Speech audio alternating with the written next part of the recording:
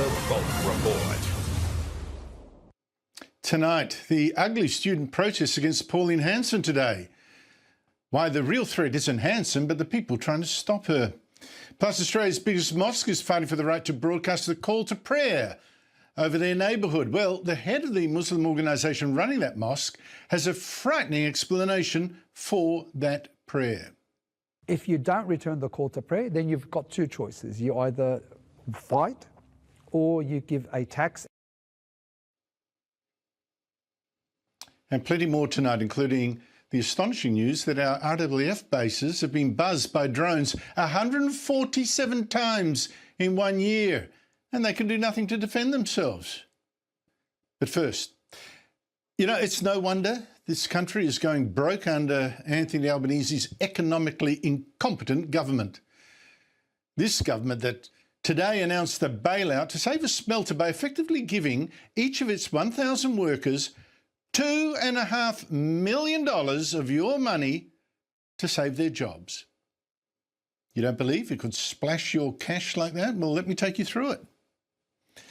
Today, the Prime Minister went to the Tomago smelter in New South Wales Hunter Valley, that's a Labor seat of Patterson, to say that he and Labor Premier Chris Minns would give the smelter $2.5 billion.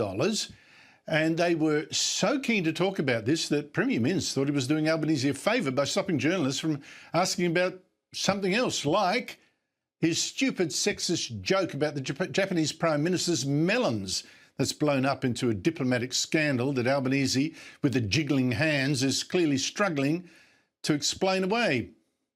When I've talked here today, use my hands. Look, I've answered this question many times. The fact is that the Japanese Prime Minister and I have a very good relationship. The Japanese ambassadors made very clear statements, indeed, about how warm our dinner was, and it was indeed. It was fantastic. Go and ask 1,000 workers what they care about today. Honestly, this is the biggest announcement for this region in a generation. Exactly. Can we just talk about it for 5 minutes? Pathetic to see a stuttering, stumbling Prime Minister needing a Premier to step in to protect him like that. But OK, these guys want us to concentrate instead on this Tomago deal.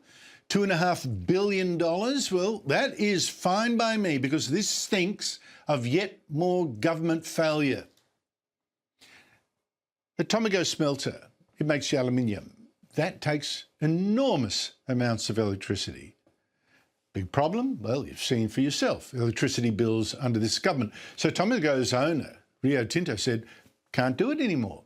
Electricity costs just too much. We are closing Tomago unless you give us money. And the government freaked.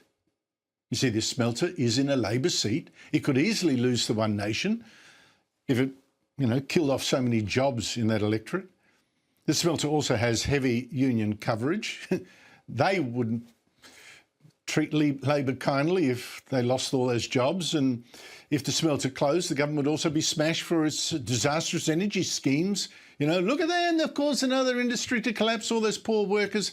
And be in no doubt, Albanese and Premier Minns made a big deal about this being about saving those jobs and not just about, keeping an important industry. And the idea that we would sit back and watch this facility just disappear is not in Australia's national interest. This will produce a return to Australia. This is connected up with an increase in clean energy, which will drive this change through. It's connected up with not just the jobs that are created directly here, but they're indirect jobs that will flow through the manufacturing sector right throughout this country. Tomago has to remain open. It's too important in terms of sovereign capability, for local jobs, for ancillary jobs in the local region. OK, well, just do the maths. $2.5 billion to save the jobs of just 1,000 directly employed people is $2.5 million for every one of those workers. $2.5 million. That's money taken from workers in healthy businesses to prop up workers in a failing one. How can that make sense? But let's be fair. let us add those other workers indirectly employed by that smelter, subcontractors, suppliers. All right, 5,000 in all then. That still works out to $500,000. Like I said, $500,000 of taxpayers' money for each and every one of them. $500,000 per head.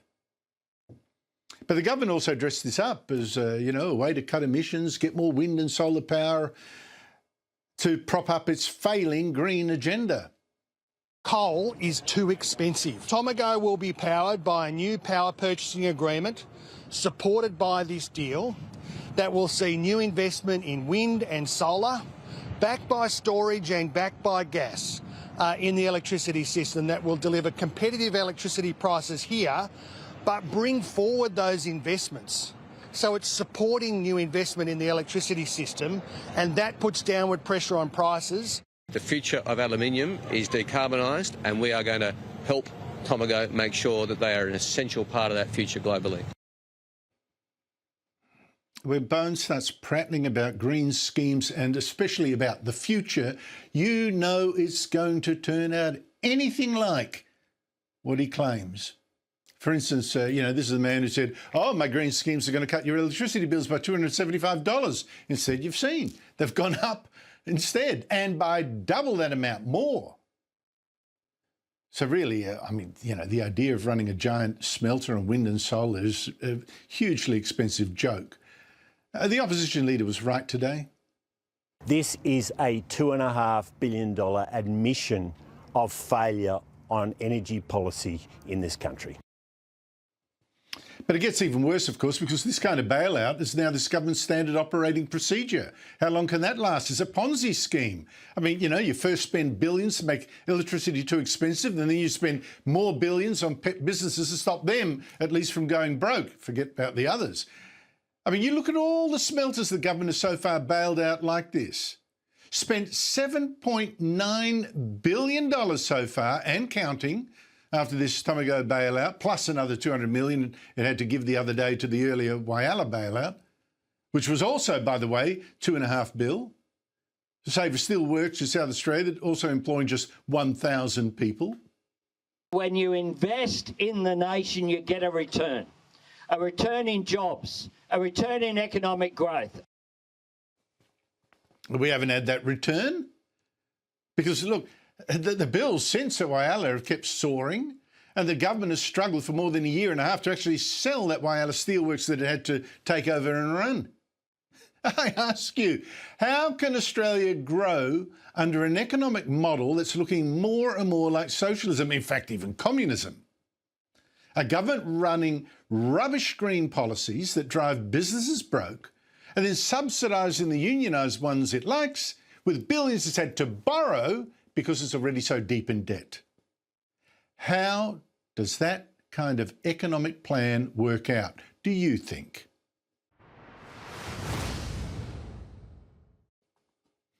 Well, all in all, it's been a very good day for Pauline Hanson, I have to say. It's funny in a way. The pressure she's put on both parties by saying I'm going to slash immigration, slash it to 130,000 a year. Right now it's more than double that. Well, you see that pressure. Last week you had Tony Burke, the minister in charge of immigration, trying to present his plan to his fellow ministers, to Cabinet, to at least trim immigration. Not get it anywhere near what Pauline Hanson's thought, just to meet the government's own targets. The other ministers told him, too tough, go away, rethink. But today we saw the opposition in the same strife, also telling a frontbencher to just shut up about it. You had Andrew Bragg. Now, he's not the immigration minister, he's just freelancing a bit. He yesterday gave a big speech saying the opposition would have to cut net overseas migration to just 180,000 if it's going to meet, have enough houses. Only to be told by his leader that it wasn't his policy to decide and he should put a sock in it and stick to Taylor's foggier plans. Look, Andrew expressed some of his personal views yesterday. I've made clear to him that his job is to express the... Well, can I finish? That his job is to express the views of the coalition and the senior team, of which he is a member. The net overseas migration figure of 180,000. Well, as I say, net overseas migration will depend on housing supply. It will be capped. Our migration will be capped based on housing supply. No wonder polls show that when it comes to leaders handling immigration, voters choose Pauline Hanson first and daylight second. But, even better for Hanson, I guess, the melon mess remains today the big political story, sucking the oxygen right from Labor. I've heard some commentators, even on News24, say, oh, look, it's not really a big deal. It was a poor joke at worst, you know, the Japanese Prime Minister's melons. And look, you know, Albanese, like Albanese said today, the Japanese ambassador had sent him a nice note. The Japanese ambassadors made very clear statements, indeed, about how warm our dinner was. Yes, of course. No one's arguing that the meeting when the Japanese Prime Minister visited here in May with Albanese was warm. That's not the issue. What about the sexist joke afterwards and the storm that's caused? In fact, Albanese's insult of Japan's Prime Minister is all over the Japanese media.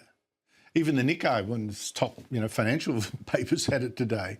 And the damage doesn't end there. I mean, what about all the Albanese government's female ministers who have trashed their reputations as feminists by claiming Albanese hadn't really told a tacky sexist joke at the Japanese Prime Minister's expense?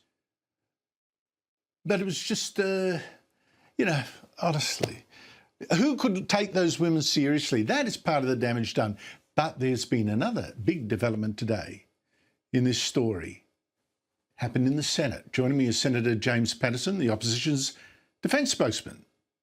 James Paterson, great to see you again. Look, every party in the Senate this afternoon, except Labor, voted to force the government to hand over documents about the melons scandal by next Monday. What documents and why?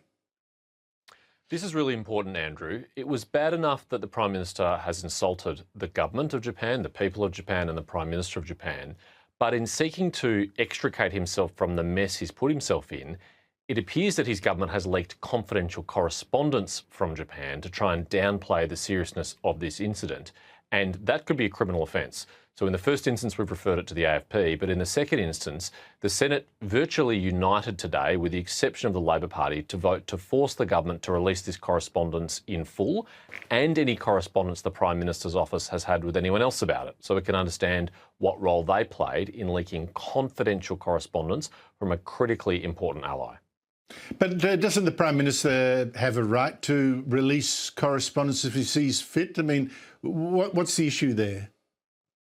Well, firstly, he hasn't transparently released it. He hasn't just published it and said, I'm doing this. It's been leaked by someone, presumably in his office. Secondly, this is confidential correspondence from a really close and important ally of Australia. They weren't consulted about the release of this information. In fact, they've been quoted by media outlets this week saying that they were surprised to see it in the public domain. If our allies can't have confidence in us that we'll protect their correspondence, how can they trust us to keep their secrets in a dangerous and uncertain world? So I think it's very important this be investigated and we get to the bottom of it. Yeah, I thought it was really interesting, the Prime Minister today in Parliament saying, oh, but listen, the Japanese ambassador has just said, we had a very warm meeting with the Japanese Prime Minister. It didn't address the issue, which is, we're not talking about the meeting. We're talking about the sexist jokes afterwards that seem to have offended Japan. It's all over the papers, by the way, in Japan now. And I hear some journalists and commentators say, oh, no, this is a trivial issue. See, Japan isn't that fussed about it. It's a sexist joke at worst. But I strongly disagree because the cover-up has revealed so much. What do you say, though, to that argument? I think it's to the great credit of the government of Japan that they've tried to downplay this issue, but unfortunately they can't unsay what the Prime Minister said and they can't undo those crude gestures that he made. I think it's really important to remember that Sanae Takaichi is the first female Prime Minister in Japan. It's a very significant development for a conservative country to have a female Prime Minister. And so for her to be so cruelly and classlessly and crassly mocked by an allied friendly country like Australia and our Prime Minister really is very demeaning, particularly because he actually insulted the gift of the imperial melons, which is a very important gesture from Japan to Australia, and he's gone on a bawdy podcast to make light of it. It's actually quite offensive and ill-informed. And in a classic case with Anthony Albanese, he's just incapable of admitting fault. He's incapable of acknowledging when he gets things wrong. Like he lied about falling off the stage, he can't tell the truth about stuffing up here. And he's now pressing into service all his female cabinet ministers who've been so vocal about attacks on women to try and downplay this. I think the hypocrisy just reeks. Oh, absolutely. And it's trashed the reputation. I think we've got to be careful. The Japanese Prime Minister in a media release at the time talked about 1 crown melon. There might have been 2, but her press release nominated 1. I think it's Albanese, for the sake of a joke, who talked about 2 like this, obviously a joke. The joke wouldn't have worked with 1 melon. I know it's a trivial detail, but I think we've got to be clear about these things. But I initially wanted to ask you about something else before this blew up again more today. Something really concerning. I've already reported that drones from people unknown have buzzed the RAAF base at Williamtown, New South Wales, for a couple of days in July without being intercepted. The people at the base just told, oh, pull your blinds down. Now we've learned that there have in fact been more than 140 incursions detected in defence airspaces in just 1 year by these drones and whatever. And the government today seems to have no answers, not even to whether China, for instance, might have been behind it. Have a look. People who are doing this activity should stop it. They will face the full force of the law. It's absolutely unacceptable. Oh, China, just stop it. Great strategy. Very cheap, if we can just do that. What did you make of all this? Well, whoever's doing this, Andrew, it's incredibly dangerous. Planes take off and land on these bases and a drone could do serious damage and hurt someone. It could be compromising our national security intelligence because these bases collect and process and analyse intelligence. And it's alarming that this vulnerability has been advertised to the world because it doesn't appear in any of these instances that we've used counter-drone capabilities to safely take these things out of the sky. In fact, in the case of RAF Williamtown, apparently they just went and reported it to the New South Wales Police for them to look into. Our bases need air defence. They need defence from missiles and they need defence from drones. We've seen in Ukraine and Iran and Gaza how critical these capabilities are. And Australia has this technology. We export it to the rest of the world, including to Ukraine, but just apparently we don't have them on our own bases. So much so that the final layer of our apparently layered defence on our bases is to close the shutters of our offices on our bases so that cameras on the drones can't see through. I mean, this is a joke. It was a pretty sick joke. And I would actually stress that even China, if China had nothing to do with any of these 147 incursions, they will have noted and learned a weakness in our defences. Just quickly before you go, the Tomago bailout, $2.5 million to each worker there, $2.5 million to each permanent job to save it, totalling up to $2.5 billion in all. Even if you add the, people indirectly employed, it works out to $500,000 per worker, this bailout deal. How can any jobs in the private sector deserve that kind of subsidy? Well, it is extraordinary expenditure of taxpayer money, and it is obviously unsustainable if every heavy industry in Australia needs to be bailed out by the federal government like this. It's not going to lead to more efficient or productive economy. And the particularly galling thing about it, Andrew, is it is only necessary because electricity has become so unaffordable because of an issue which you've pursued very consistently for a very long time, which is the ideology of net zero. And Labor cares more about their commitment to that ideology than they care about the workers or about our economic competitiveness or productivity. And so I think it's very important that my party has recognised that we are committed to abandoning net zero because we want these industries to be able to stand on their own 2 feet. We don't want them to have to be bailed out like this. We're not going to be able to afford to bail everyone out like this. And so we need to make energy competitive and affordable again, and we will. Are you against that subsidy for Tomago? Well, I don't want to see it closed. Like, this is an important industrial facility. I don't want to see the aluminium smelting industry in Australia depart. I wish it wasn't necessary. Unfortunately, Labor has to put a Band-Aid on their broken energy policy. What we've got to do, Andrew, is fix our energy policy so that this isn't necessary in the future. Well, it's not a Band-Aid, it's the whole medicine cabinet on this thing and the hospital as well. It's just sensational to me. And they keep doing it. They keep doing this. Is the fourth or fifth deal? I mean, it's just... Anyway, what a strange way to run an economy. James Patterson, thank you very much for your time. Thanks for having me, Andrew. After the break, today's student protest against Pauline Hanson. While it's the students who are the real threat, plus the astonishing explanation for the Muslim call to prayer from the people running our biggest mosque.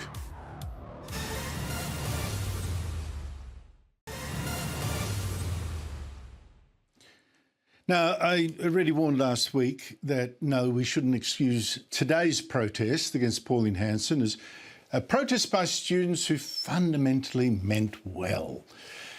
No, this was a protest whose chief organisers included members of the hardline Marxist group Socialist Alternative, which wants to smash our capitalist system, which says it wants to stage physical street confrontations against people it doesn't like, and which has a front group which last year was behind a protest in Melbourne at which police were pelted with rocks. So we're talking about a group and a protest which actually appeals to thugs and bullies, to our worst instincts. There would have been nice people at this rally, but also some very unpleasant ones. Indeed, what happened today? The crowds of students skipping school, many private schools, were not big, and a lot of people there didn't actually look like students at all. But many sure showed an allegiance to forms of Marxism that led to bloody tyrannies in the past. And News24 reporter Georgie Dickinson sure learned that some were indeed bullies opposed to free speech and a free media. Similar sentiment to where Kaiser is in prison. Can you get back? Sorry. Give it back. Give it back. Give it back. Give it back. Give it back. Give it back. Let it go. She stole my microphone. It's in her bag.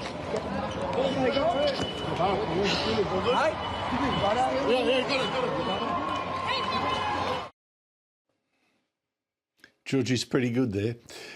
Avi Yemeni of Rebel News found the same sort of thing, of course. Protesters screaming absolutely foul abuse at him and physically crowding him to stop him talking to anyone or moving freely.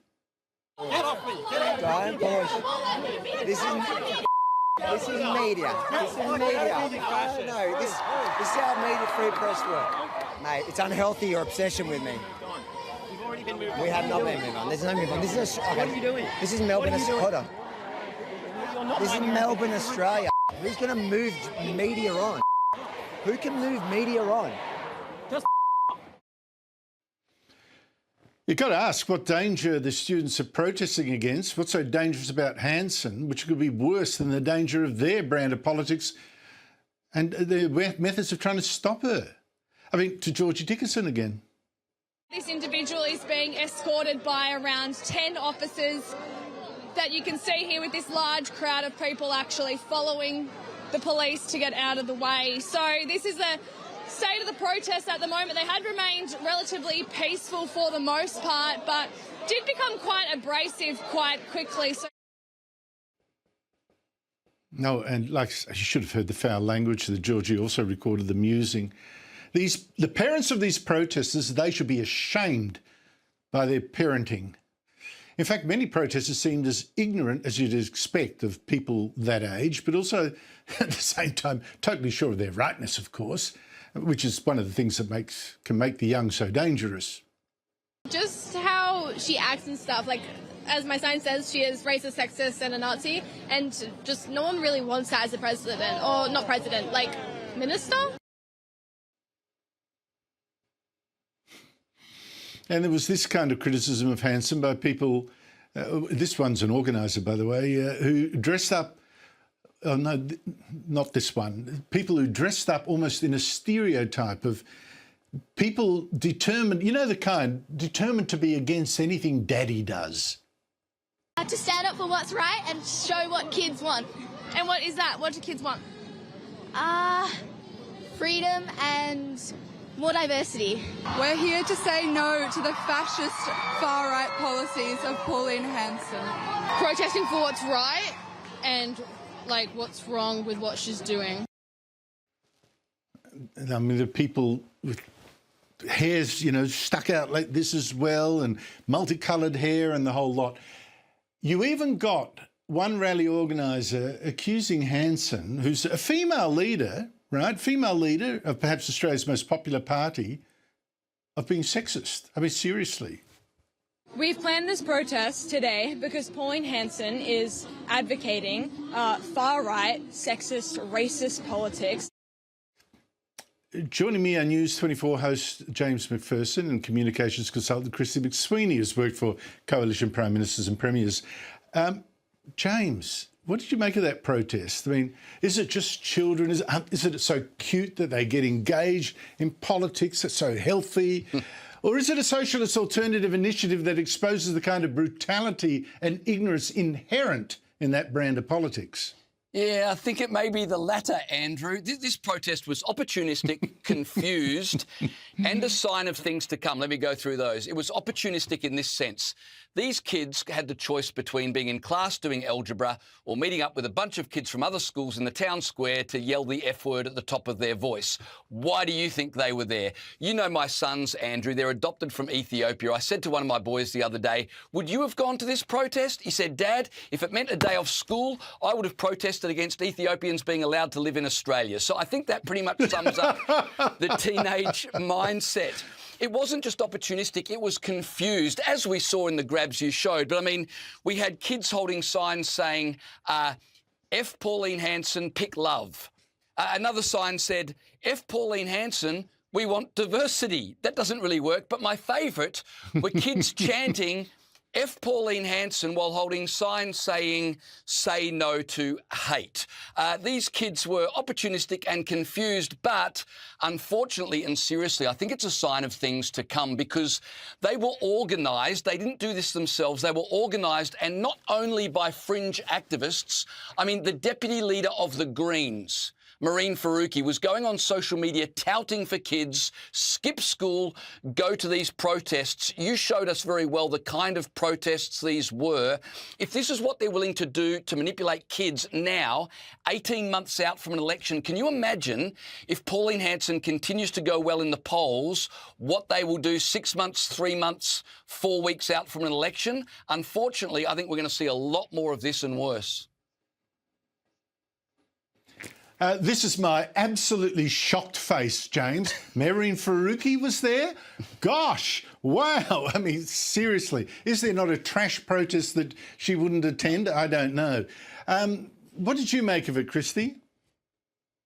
I think James is right. It was opportunistic, but opportunistic of activist organisers who targeted school children, who gave out materials in advance of this, who used quite inflammatory language to attract young people to want to join it. And we've seen there the breadth of the critical thinking, what they're offering up in terms of when asked just exactly what they're protesting against, not being able to recognise that Pauline Hanson is the leader of a party. She might be the president, she might be the minister, but we'll just call her a Nazi. And by the way, there are laws in this country against defaming somebody in that way, and that girl is very lucky if she's not 18, not to, make prejudice on anything. But these are the sort of instances where we see with our young people who are encouraged by this activist minority to go out and do these things and say these things with very little critical thought. Now, they may not like Pauline Hanson, but I'm quite certain it's bundled up in a whole lot of other things that they don't really know much about, that they're used as pawns in a game of these activists, absolutely. Yes, and I think the brutal language betrays brutal minds. The F word doesn't shock me naturally. I just know that people who use it, the kind of minds they have in that context. I've just heard, James, the most incredible interview by Gamal Kier, the secretary of the Lebanese Muslim Association. That's the association that runs the Lakemba Mosque, which is Australia's biggest. This mosque has been trying to get the local council to let it broadcast an amplified call to prayer from the mosque's minaret, like this.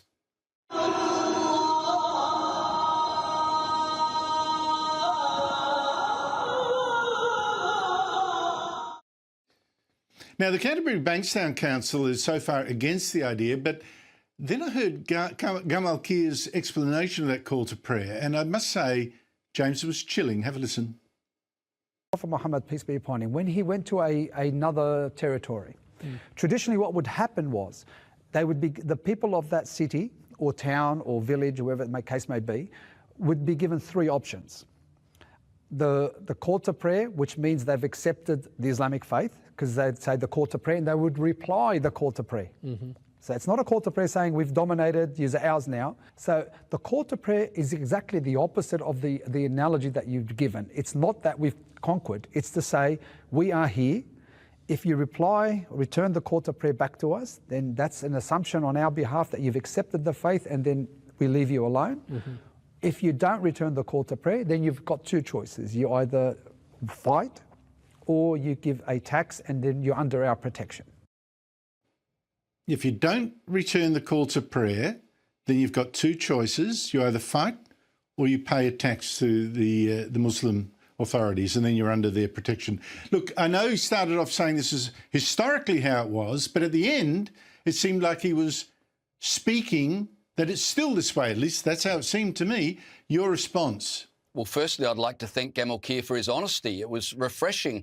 Anyone who knows what the call of prayer says understands it's not just a nice part of the multicultural tapestry. It's not some, polite invitation. It literally begins, Allah is greatest. Not Allah is great, Allah is greatest. In other words, our God supersedes all of your gods. It then goes on to say there is no God except Allah. In other words, our God is greater and should dominate your gods. And then it gets even more specific, Andrew, because Islam is the new faith on the block. Unlike Hinduism, Buddhism, which came well before Christianity, Islam came 600 years after Christ, and the third line of the call to prayer says Muhammad is the messenger of God, which is a direct assault on the person of Jesus. And so anyone who knows anything about the call to prayer understands it's not the equivalent of church bells, it's a direct assault on the Christian faith. It sounds like a challenge. Chrissy, I'm out of time, but I just need to hear your take on this. I think like so many religions, and particularly some religions who have an extremist element, we are at the mercy of how communities interpret those religious doctrines, and, that it's not always the right way that we would prefer it to be. No, I think people just need to be honest about all this, what it really all means, instead of trying to pretend all religions are alike. They're not all alike. They don't intend to be alike. And there you go. You've got to have your eyes open to what's at stake, instead of doing the great Australian, I hear nothing, I see nothing, I say nothing. James McPherson, Christy McSweeney, thank you very much to you both. After the break, new evidence that this climate crisis that the Albanese government is spending billions to supposedly stop is no crisis at all.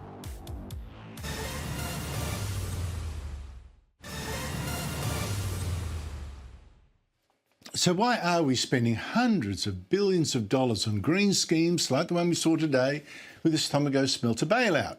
Well, it's because we are told our emissions are creating a climate crisis. So we've got to go green. But is it true? Where is the evidence of this crisis? And is the cost of trying to stop it actually worth it? Well, a prominent climate researcher and one of the world's top experts on hurricane damage has tried to answer that first bit by creating a kind of database that you get nowhere else that I've seen, not in this easy-to-follow way when well footnoted. It's a dashboard that looks like this, and I'll pick out bits of it in a minute so you don't need to try and read it all.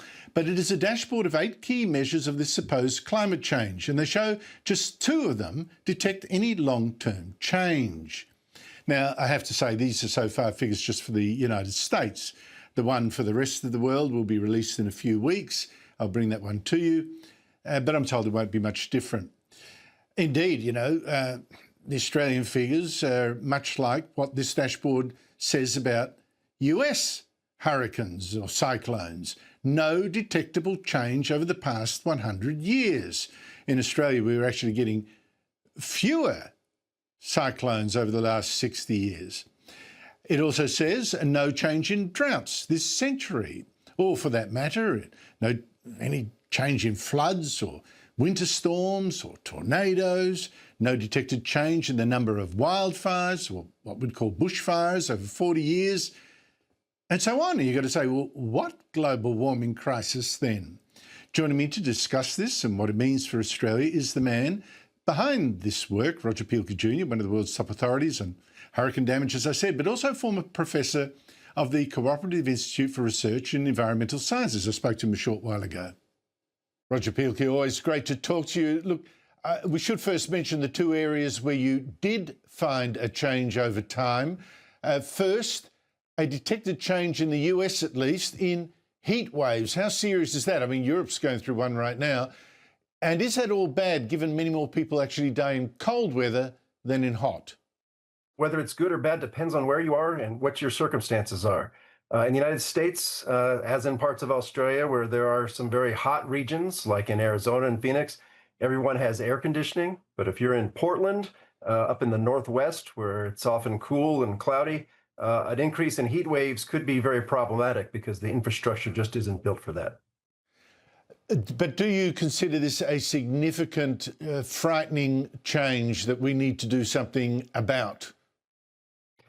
It is an important change, and it's one that's expected to continue into the future.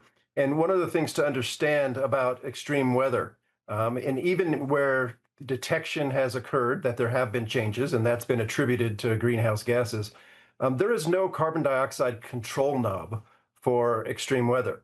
And so if we do indeed expect, as the scientific community does, more and more intense heat waves, that means we have to improve our adaptation. Europe has learned that in a big way this past year. It's shocking to understand how few Europeans actually have air conditioners. In fact, air conditioning became a political football over the last summer there because of concern that if you put in air conditioning, you won't reduce greenhouse gas emissions. Yeah, but if you don't put in air conditioning, you increase lives lost. You also found that while there were fewer fires, the land burned by fire was actually more. That made me wonder, is that a function just of climate change or also something else like land management? And I must say, these are figures for America. Yeah, the Intergovernmental Panel on Climate Change actually does not assess wildfires. They assess what's called fire weather, which is hot and dry conditions related to fire. It turns out that area burned, the frequency of fires are impacted by many, many factors well beyond just the climate. The climate is important. It's only one factor. If you want to understand trends in fire, you have to understand things like forest management, where people live in the wildland, or as you would say, the bushfire-urban interface. You have to understand that most fires are started by humans, whether it's accidental, a spark, or as we've seen in the United States this year, by arsonists. So understanding the causality behind fire regimes is actually very complex, even acknowledging that there's an important role for climate. And I should also point out that Bjorn Lomborg has put out a graphic showing that around the world, land burned by fire has actually decreased. But now, we've talked about the two areas, being up front, the two areas where you've detected a change. You've got another 6 where you didn't detect a change. So, yeah, what kind of climate crisis is this where a couple of measures go up and 6 don't? That is weird. Yeah, well, let me just preface my remarks by saying that everything I've collected, all this data, it's publicly available data from official sources. Everything on the dashboard is consistent with the findings of the last assessment report of the Intergovernmental Panel on Climate Change. This is mainstream consensus science. And what it says is that climate advocates, when they hook their wagon to extreme weather events and associate everything that just happened to climate change, they're doing themselves a disservice because they are counter to what science actually says. I support emissions reductions, but not as a control knob to try to modulate extreme weather. We are altering the climate, and it poses some risks for the long-term future. Those risks are gradual. They will emerge over decades and maybe the better part of a century. And all else equal, if we'd like to reduce those risks, we should reduce our emissions. And I think that's a good idea. But talking about every single weather event as the manifestation of climate change does a disservice to climate science. But even then, if you did subscribe to the, turn the dial, turn the thermostat, let's decide a temperature and reach for that, where do we go? Because if we get, like in Australia, fewer cyclones over the last 50, 60 years, fewer severe cyclones as well, what's the argument then for, we got to cut our emissions because there are more fires? What if it means less cyclones? I mean, what's the trade-off here? What if it means bigger crops, which we've also seen? We are getting bigger crops. Should we then be against the climate change, so spend so many billions to try to stop it? Yeah, there are certainly, and it's fair to say, there are opportunities that are created by increasing carbon dioxide. The more plants grow, it's better for agriculture. There's a recent study that shows that European agriculture has benefited significantly from more carbon dioxide. But at the same time, the future is a fuzzy place. And anyone who tells you they can precisely estimate the costs and benefits of changes in climate, I think they're probably selling us a line of goods. The reality is that when we alter the energy balance of the Earth system, we're introducing uncertainties into our future. And if we can figure out ways to decarbonize our economy while at the same time expanding energy access, maintaining economic growth, then I think it's a good thing to do. Too often the discussion boils down to just climate and this control knob theory that we reduce our emissions and the weather gets better. And that's just an oversimplification that doesn't make any sense. Roger Pielke, thank you so much for your time. Thank you. After the break, voters in Britain are right now about to decide the fate of British Reform leader Nigel Farage.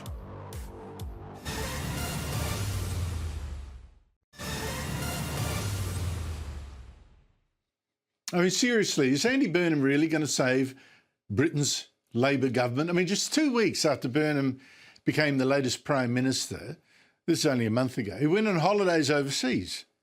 And he came back only last Monday.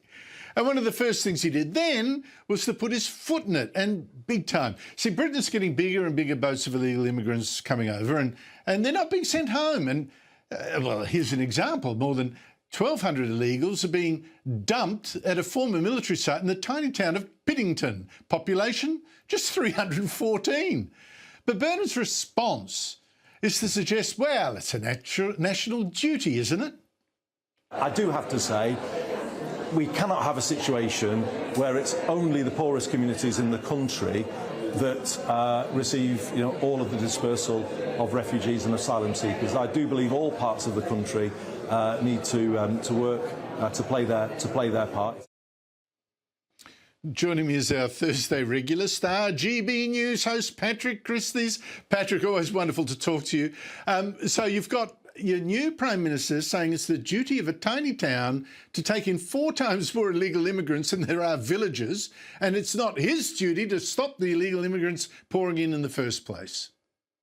Exactly. He wants to make it sound like we should all pull together, like it's some kind of national effort to support wartime evacuees, like the famous film Goodnight, Mr. Tom. But the reality is, instead of a sweet little Cockney boy, it is fighting-age males from some of the world's most troubled countries who are, unfortunately, as statistics do bear out, disproportionately likely to commit crime.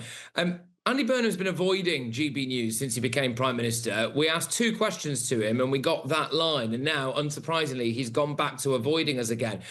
He actually was responding there to a question from our political editor, who put to him that children in Piddington have been writing letters to him. One of them, for example, is a 7-year-old boy who wants to be able to go to his sister's grave unaccompanied, something he will not be able to do if you bus in 1,200 illegal young men from, troubled parts of the world.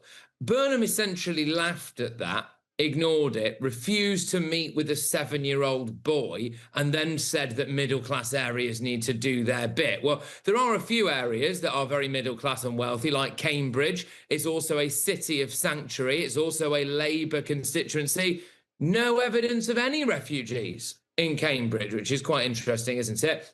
And another Labour MP, Andrew, just quickly, has previously said, we need to take more than 20,000 Syrians. We need to say that isn't enough. What does it matter if we have to wait an extra week for a doctor's appointment? That's a direct quote. Now, she is opposing 1,250 illegals in her neighbouring constituency, not even in her own constituency. She doesn't even want them next door. I mean, there's too many men, too few resources. Look, if there's one good thing about all of this, it is exposing a lot of people on the left. That's just extraordinary, Patrick. And Burnham spending half of his first month as Prime Minister on holidays. What's the reaction been to that? Well, pretty bad, really. Although, you know, in some ways it was quite nice to have him out of the country. But it's not been a good reaction. He's now on a kind of listening tour around the UK. But again, this has backfired, really, because people are saying, well, who are you listening to? He's not listening to anyone who's saying you need to cut benefits, or you need to cut the welfare state, or you really need to cut immigration, apart from the people who occasionally shout it at him in the street. I mean, the only people he seems to be employing at the moment are TikTok and social media influencers. He's advertising for salaries of in the 100,000s for social media and TikTok influencers, and this just shows you where his priorities really are. So the more people see of him, the less they are going to like him, and this is going to be a very interesting development going forward, I think. Well, there's a TikTok star, social media influencer that our Prime Minister would happily recommend to yours if it gets around to the country and saves him from embarrassment like he got this month. But anyway, today is the day of the by-election in Clacton, which is caused by Reform leader Nigel Farage quitting and then standing again, trying to shame Parliament into calling off an investigation into some shady support donations he's been getting from extremely rich donors. That hasn't worked. And now his main opponent is Count Binface, a comedian dressed like a rubbish bin from outer space. How is all this working out for Nigel? There's no risk of him losing his seat today, is there? No, he's got a 72% chance of winning, and people were laughing at Farage, saying he's going to spend all summer arguing with a bin. However, he has actually announced several policies, like putting the Navy in the Channel and sending foreign criminals to El Salvador, which have gone down very, very well.